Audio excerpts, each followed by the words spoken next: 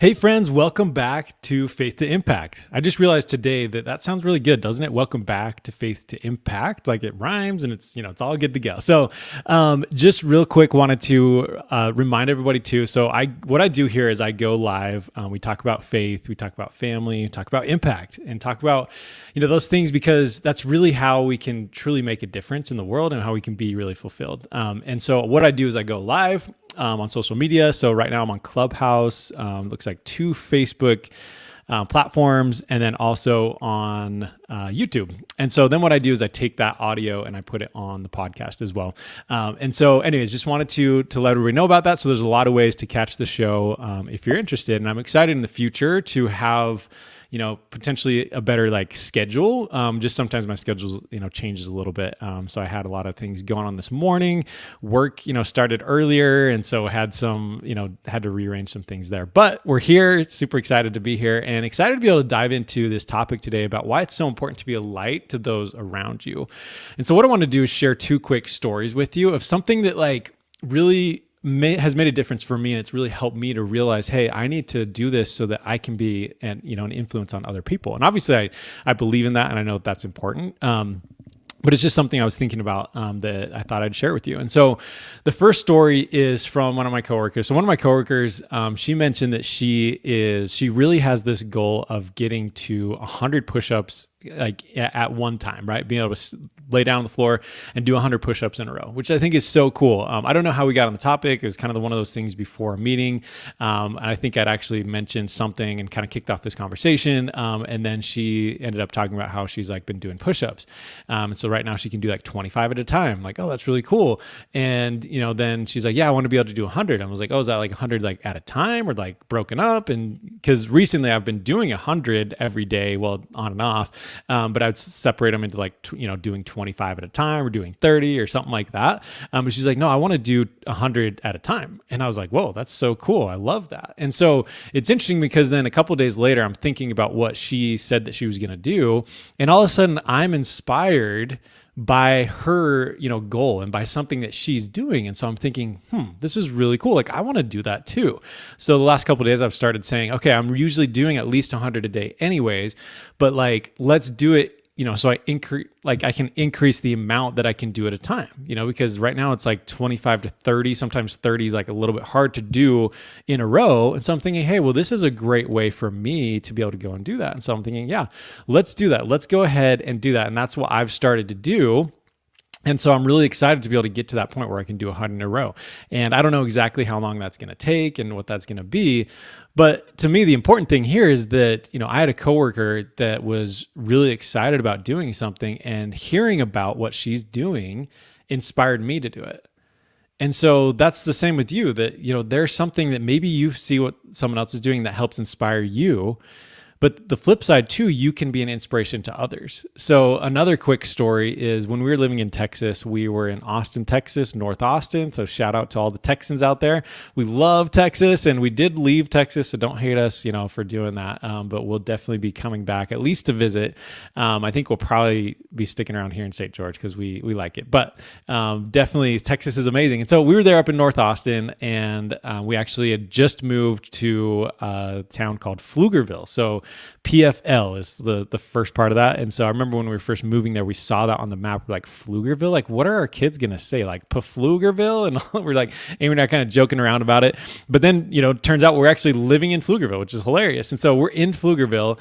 And I remember this was part of work that we had gone away, and I was with one of my coworkers that I knew really well, Jeff Perry, and we were out there in Detroit. We were both working at General Motors at the time, and so we were up there for this event or just some meetings and things like that. And so I remember we were there, and then after work, we were hanging out at the pool one time. We were just talking about some of the things we're working on and stuff like that, and he'd mentioned doing some Amazon business of building, finding some products, selling them on Amazon and going through. And it was really cool to hear about all the things that he was doing. And I was kind of well, hey, why'd you think about doing this? And what got you inspired about doing it? And he's like, well, Dustin, you were a big motivation for me doing it. Just seeing some of the things you were doing. I think at the time I was working on some different app projects and things like that. And so it was really cool though for me to hear that I had inspired him, that was something that like because of something I was doing that had got him thinking. It got him thinking, hey, maybe I could go and do something.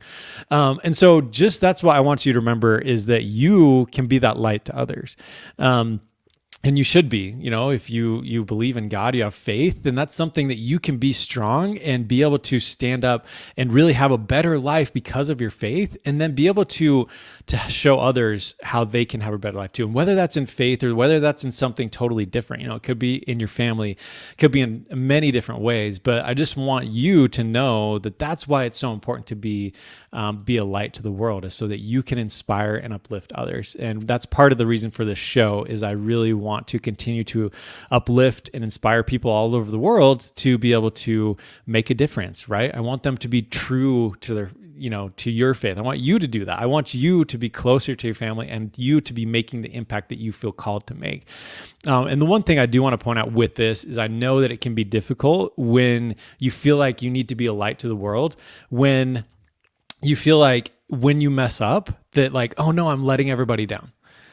And so first of all, I want to say that no one on this earth is perfect. So it's okay to mess up. It's totally fine. And actually, it's a good thing for others to see you mess up.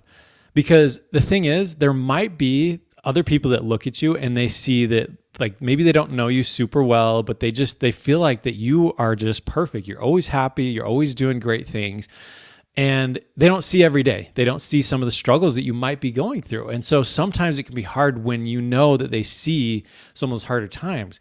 But at the same time, if they see that and then they see how you overcome that, then that's so much better, right? It's so much better because then they can relate to some of those moments that you've had.